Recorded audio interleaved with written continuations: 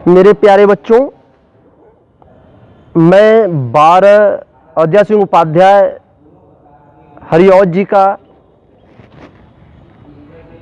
जो 12 ठो व्याख्या है वह मैं अगले वीडियो में पढ़ा दिया है। आप YouTube पर विद्यालय के YouTube चैनल का लिंक करके उस वीडियो को पढ़ लें। उसके बाद आज हम 13वां वीडियो का व्याख्या पर स्पष्ट करेंगे। मैं विजय कुमार यादव और यह व्याख्या क्लियर करने जा रहा हूं। अगर आपको अच्छा लगे तो इसे लाइक एंड शेयर करना ना भूलें। चलते हैं, हम पहले इसको पढ़ लेते हैं। सांचे ढाला सकल बपू है दिव्य सौंदर्यशाली, सतपुष्पों से सुरभि उसकी प्राण संपोषिका है।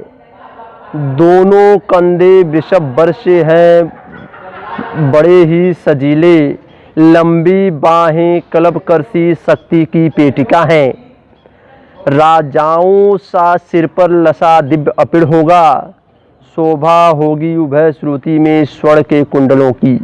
नाना रत्ना कलित भुज में मंजू केयर होंगे, मोती माला लसित उनका कंबूषा कंठ होगा। ये है पद। अब इसमें कठिन कुछ शब्दार्थों का हम अर्थ बता देना चाहते हैं। सकल बपू मीन्स होता है सारा शरीर। दिव्य सौंदर्यशाली माने दिव्य माने होता है देवताओं जैसा सौंदर्य सुंदरता। सत पुष्पों में सैकड़ों पुष्पों के समान। सुरभि माने सुगंध। प्राण संपोषिका माने प्राणों को पोषण करने वाली।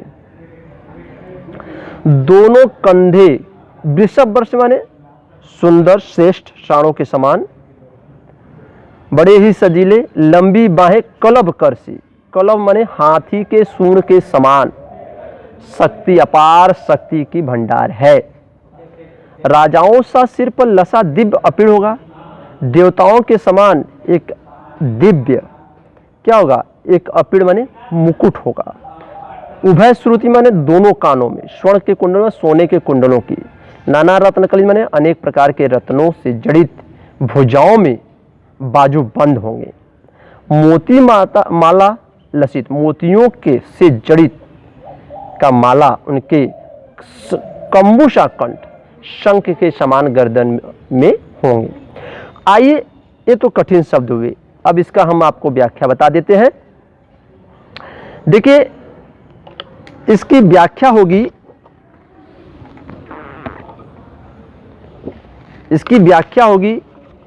कि अयोध्या सिंह उपाध्याय हरिऔध जी ने कहा है कि राधा जी श्री कृष्ण के प्रेम में वियोग में बहुत पीड़ित थी, और जब पवन को दूध बना करके श्री कृष्ण के पास भेजी है मथुरा, तो उन्हें यह बताती हैं कि जो मेरे प्रिय श्री कृष्ण हैं वे, उनका शरीर कैसा होगा, कितना सुंदर होगा, इन्हें आप कैसे पहचानेंगी, ये पूरी उनके ढांचा को बताती हैं। तो वहीं बताते हुए कहती हैं कि हे मेरी बहन पवन, तू चली जा, वहां मथुरा में पहुंचेगी जो दिव्य देवताओं के समान सांचे में ढले हुए, जिनका शरीर सौंदर्यशाली होगा।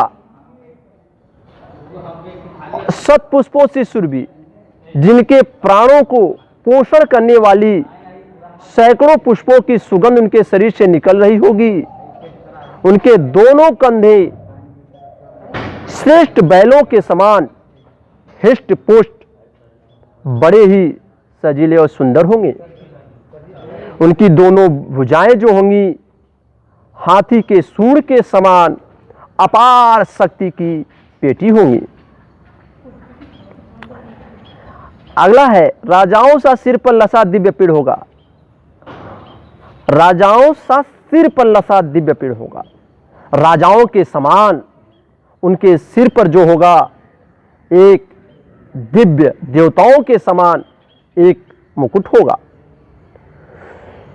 शोभा होगी उभय श्रुति में स्वर्ण के कुंडलों की, उनके दोनों कानों में सोने के कुंडल लटकते हुए अत्यधिक सुशोभित होते रहे होंगे।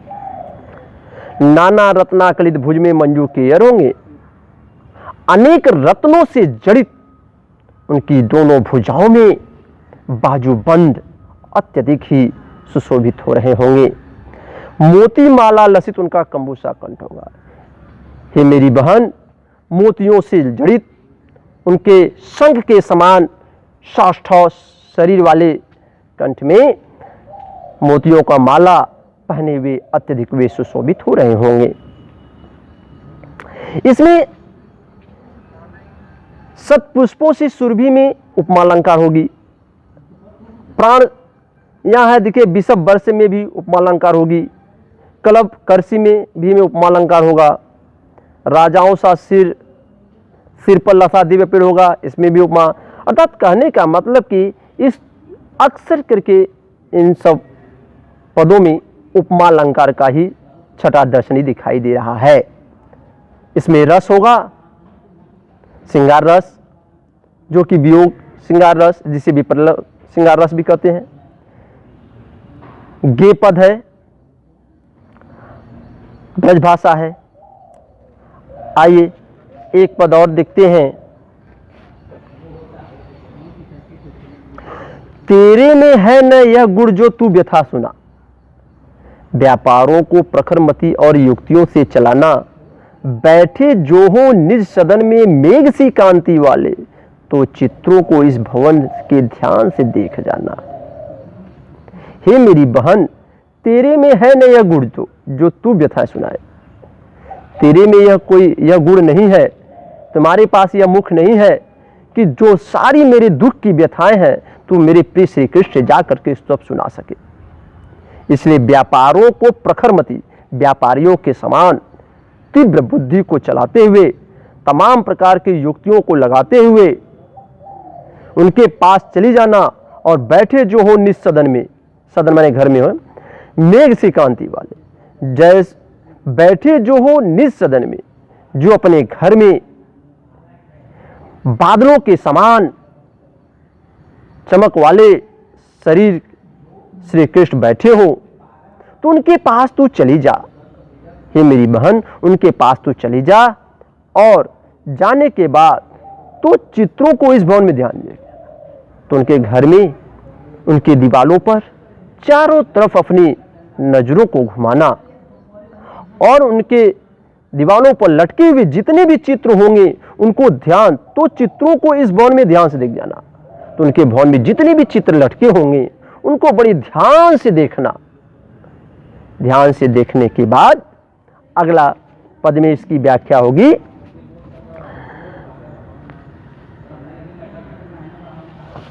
कह रही है, जो चित्रों में विरह विद्रोह का मिले चित्र कोई, यदि उन चित्रों में कोई विरह में व्याकुल व्यक्ति घूमता हुआ दिखाई दे रहा हो, तो जाके निकट उसको भाव से हिलाना।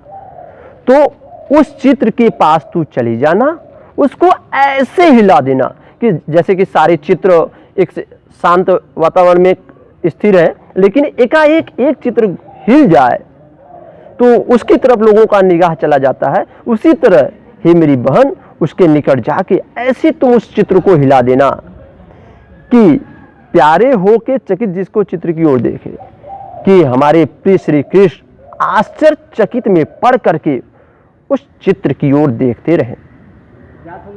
उसे देखते ही आशा है यो सुरती उनको हो सकेगी हमारी। मुझे पूर्ण विश्वास है कि हे मेरी बहन, मुझे पूर्ण विश्वास है कि उस चित्र को देखते ही मेरे प्रिय श्री कृष्ण को हम गोपियों के साथ मेरा भी उन्हें याद आ जाएगा। इस प्रकार से यह 4 व्याख्या पूरा हुआ। इसमें श्रृंगार रस का वियोग है यह है। इस रस को बढ़िया सा आप दोहराएंगे। यदि कोई दिक्कत होता है तो विद्यालय के व्हाट्सएप पर आप कमेंट करेंगे। इसे मेरे मित्रों, मेरे प्यारे बच्चों, इसे आप दोहरा करके इसका लाइक और शेयर करना भूलेंगे नहीं।